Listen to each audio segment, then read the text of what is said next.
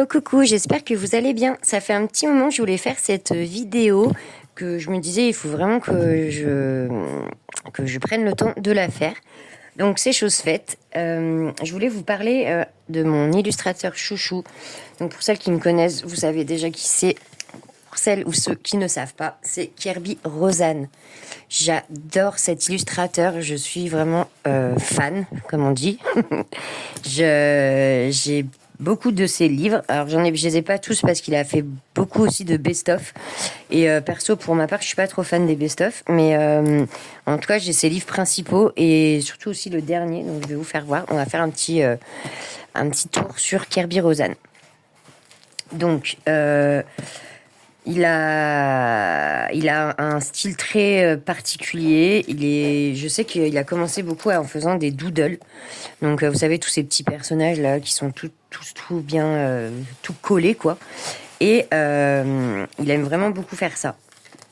Et en fait, il est vraiment il a beaucoup de détails. Et je fais aussi un petit peu cette vidéo parce que j'ai entendu certaines filles dire elles avaient peur, elles adoraient aller dans les livres de Kerby Rosanne, mais elles craignaient d'abîmer leurs livres ou de mal faire voilà, ce que je peux comprendre, car quand on va dans ces livres, tout de suite, on se dit oula, est-ce que je vais y arriver en fait?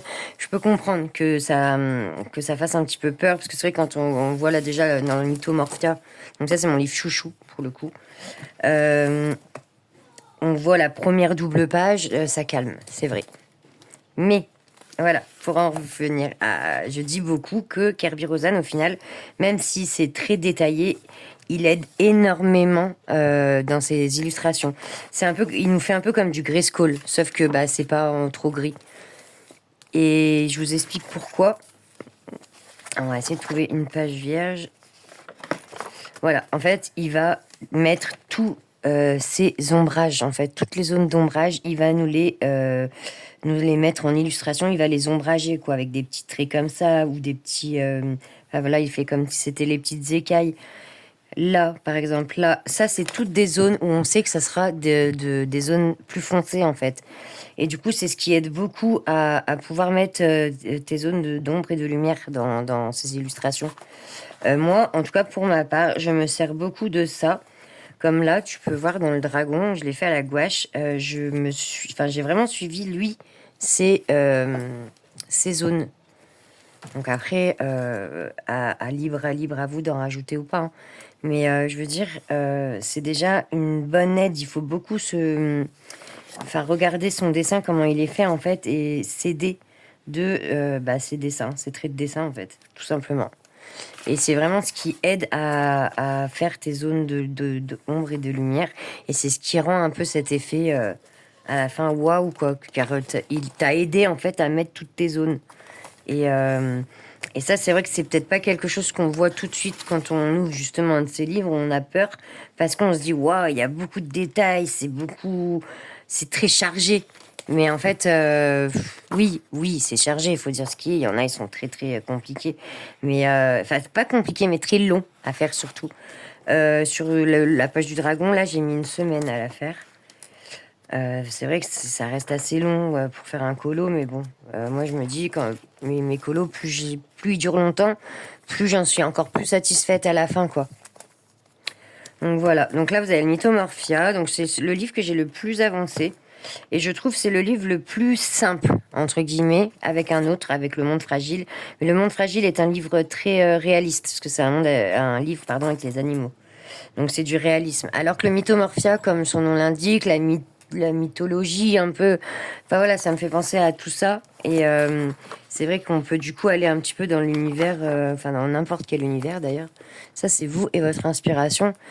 Le papier, ça c'est une édition Marabout. Donc les éditions Marabout, je les recommande, c'est les meilleures. Mais j'ai quand même d'autres éditions, je crois, et ça va très bien. On verra après. On va finir avec celui-ci. Donc voilà, donc celui-là c'est un qui est le plus avancé. Et comme vous pouvez voir, il y a vraiment de tous les styles. Franchement, ça se laisse bien colorier, hein.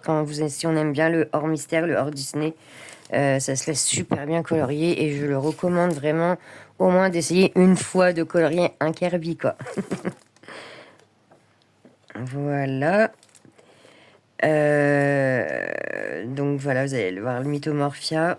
Donc celui-là, comme je vous dis, c'est un de mes livres les plus avancés et j'aimerais bien finir dans l'année. Bon, c'est pas encore fait. Alors, comme je vous disais, Le Monde Fragile, c'est aussi pareil, un des plus simples, je trouve. Il est tellement beau parce qu'il est réaliste. Et à la fin, en plus, alors dans celui-là, pareil, ça j'ai oublié de vous le dire, mais pardon, il y a écrit carnet de coloriage et jeu d'observation. Parce qu'en fait, il s'est amusé à la fin à cacher des trucs dans ses colos et à la fin, vous pouvez les retrouver. Et le but, en fait, est de les retrouver, soit de les mettre en valeur. Bah, moi, je l'ai fait la plupart du temps. Ou alors, vous pouvez aussi les faire disparaître dedans, oui.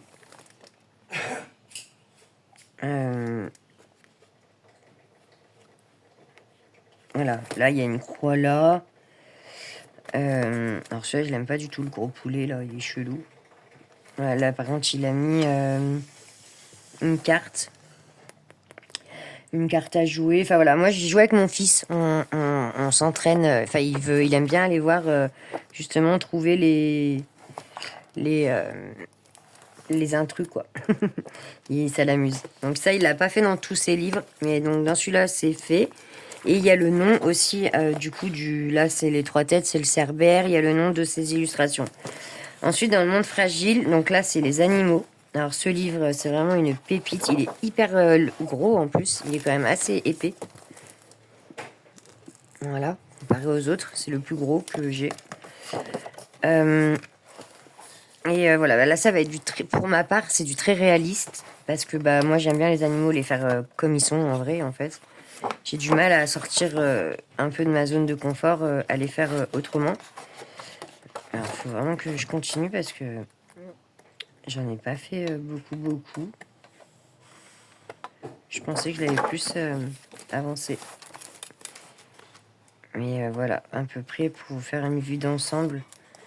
Et il est magnifique. Et il y en a des assez faciles. Et comme je vous dis encore, voilà, il a encore mis lui toutes les zones. Donc en fait, vous avez juste à suivre en fait ces traits de dessin, quoi. C'est pas compliqué en soi. Même pour les arbres, il le fait aussi pour les arbres.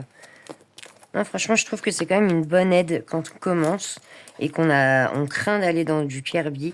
Il faut vraiment se dire que voilà, il nous aide avec ses traits de dessin lui-même et que du coup, bah, faut laisser faire, faut se laisser guider, quoi. Voilà, donc pour Le Monde Fragile, il y a des doubles pages, elles sont magnifiques. Hop, voilà. Là, j'ai fait celle-là, je crois, dernièrement. Et là, donc, il a mis tous les animaux. Et en fait, là, il a surtout mis des animaux qui sont vulnérables, en danger critique, en danger, voilà, qui sont le plus en danger, quoi, pour la Terre et pour la planète. Donc, en plus, il est très, voilà, il est quasi menacé. Voilà, et c'est vraiment, ça a été pour lui, je pense, pas mal de recherches, de faire tout ça. Et c'est ça aussi que j'aime bien chez lui, c'est que c'est pas un livre comme ça, hop, je t'y sors comme ça. C'est quand même un livre assez réfléchi et très complet. Donc voilà. Donc celui-là, c'est le World Within World. Donc en français, je crois que c'est Les Mondes Secrets. Alors celui-là, c'est pas la même édition. C'est Plume Book. Donc ça va en fait. C'est pas Marabout est la meilleure. Mais ça va, j'ai quand même réussi à bien à colorier dedans, à faire de l'aquarelle, de la gouache. Là, en plus, il y a l'un, là, et là, il y a le derrière. Et la feuille apparaît être un tout petit peu gondolée. Et pourtant, j'ai mis beaucoup d'aquarelle et beaucoup de gouache sur les deux. Donc, et elle n'a pas bougé, donc ça va. Hein. Le papier en soi, le plume, il est bien. Alors, Le Monde Secret, là, c'est pareil. Il nous a fait aussi le truc de planquer des petits objets à la fin. Donc celui-là, il est en anglais. Mais bon, on comprend quand même pas mal. Et par contre, il y a des colos dedans. Fou là là, je suis pas sûre de les faire un jour, j'espère. Mais je le trouve vraiment un peu plus complexe, celui-là. Donc ça dépend sur quel dessin. Mais après, c'est pas le plus complexe qu'il ait fait pour l'instant. Je vous laisse, du coup... je vais vous le faire voir à la fin, vraiment le plus complexe que je ne recommande pas du tout pour commencer, Kerby Rosanes, vraiment. Donc le Wonder Morphia, celui-là c'est un best-of. Donc pareil, c'est pas une édition Marabout, je crois. Celui-là, ça doit être du... Je sais pas trop. L'Homme Art. Je connais pas trop. Mais... ouais, c'est... Parce que il y a aussi le Phantomorphia et le Geomorphia. Et en fait, le Wondermorphia, c'est une combinaison pardon, des deux. Voilà, donc en fait, il a fait pas mal de livres comme ça, où il a fait des livres un peu best-of, où il compile 2 livres à lui. Et là, celui-là, il est pas mal. Franchement, il est pas trop dur, moi, je trouve. Les best-of, ça va, il y a vraiment de tout. On a des animaux, il y a du monde fragile, il y a vraiment un peu de tout. Et c'est pareil, hein, et par contre, celui-là, en plus, ce qui est bien, c'est qu'il a pas de recto verso. Il a pas de verso. C'est vraiment que des rectos, donc vous pouvez même y aller au feutre à alcool et tout, sans souci, quoi. J'ai pas encore essayé, donc ça, par contre, c'est vraiment quelque chose qu'il faut que je fasse absolument. C'est essayer par exemple, celui-ci, le faire au feutre à alcool. Donc ça va être aussi un colo prochainement que je vais faire. Et donc pour finir, celui que je ne recommande pas pour colorier pour commencer, mais pour avoir dans sa collection. Parce que c'est son dernier, il est mais tellement magnifique. Je suis vraiment bouche bée de son travail, de l'amélioration, voilà, de ce qu'il a fait. Donc c'est le Dark Fairy Tail. Et voilà, il nous a repris les contes tout en dark un peu. Donc par contre là c'est pareil, c'est l'Homme Art, pardon, l'édition, mais parce que il est sorti là au mois de mai, début mai, non, 25, fin mars, fin avril, pardon, je vais y arriver. Bref, non, début avril ou fin avril, et du coup, donc c'est la première édition, mais après il va être réédité justement avec l'édition Marabout et sûrement d'autres, mais du coup moi je pouvais pas attendre, c'était pas possible. Donc voilà, mais alors comment vous dire que celui-ci, franchement j'ai l'impression qu'il a ressorti ses doodles avec des dessins normaux parce que il n'y a pas beaucoup de fond. C'est vraiment un truc de fou. Donc je vous invite à aller voir sur YouTube, vous avez des présentations du livre entièrement. Voilà, mais il est quand même très, très complet, complexe je trouve. Là pour l'instant j'ai fait juste une page simple. Et franchement, j'ai pris pas mal de temps et encore, elle n'est pas finie. Donc ça, c'est le conte Cendrillon. Donc il a refait au bout d'arc, quoi. À sa version d'arc. Vous pouvez le voir là. Et en fait, là, c'est pareil. À la fin, il vous a mis tous les titres. Donc du coup, des contes, les pages, entre quelle page et quelle page. Comme là, la petite sirène, c'est entre 18 et 21. Il y a 4 pages sur la petite sirène. Voilà. Alors là, c'est un peu dommage, c'est que c'est en anglais, quoi. Mais je vais traduire, je pense. Et du coup, m'y écrire, quoi. Et ouais, là, il a fait des petites illustrations comme ça. Mais c'est vrai que l'édition Marabout, je sais pas si c'est pareil. Enfin, voilà, il aime bien faire ça, lui, par exemple, des pages comme ça. C'est souvent que je vois, voilà, comme là au début, il fait souvent des dessins comme ça autour de ses premières pages. Ça met il nous met bien dans le bain. Il dit regardez ce qui va vous arriver. Mais voilà, bon, franchement, moi je l'adore. Il est vraiment, voilà, je pourrais pas vous dire mieux. C'est vraiment mon number one des illustrateurs. Et voilà, donc je vous le recommande si vous aimez bien le hors mystère, tout ce qui est voilà, un peu ou fantastique et tout, foncez. Et encore, j'en ai oublié un. Ah voilà, je savais que j'en ai oublié un. Il y a le mythe et légende aussi. J'avais oublié celui-là, mon Dieu. Celui-là, je l'adore aussi, c'est vraiment aussi un de mes préférés. Les illustrations, elles sont belles. Alors par contre, je suis dégoûtée parce qu'il est en train de se dégnapper. Alors que c'est une édition Marabout. Donc comme quoi... Mais voilà, l'édition Marabout, vous voyez, c'est quand même plus aboutie au niveau du livre, je trouve. C'est quand même plus abouti qu'une édition L'Homme Art, là. Donc, je pense que celui-là, pareil, il a mis à la fin tout ce que c'était.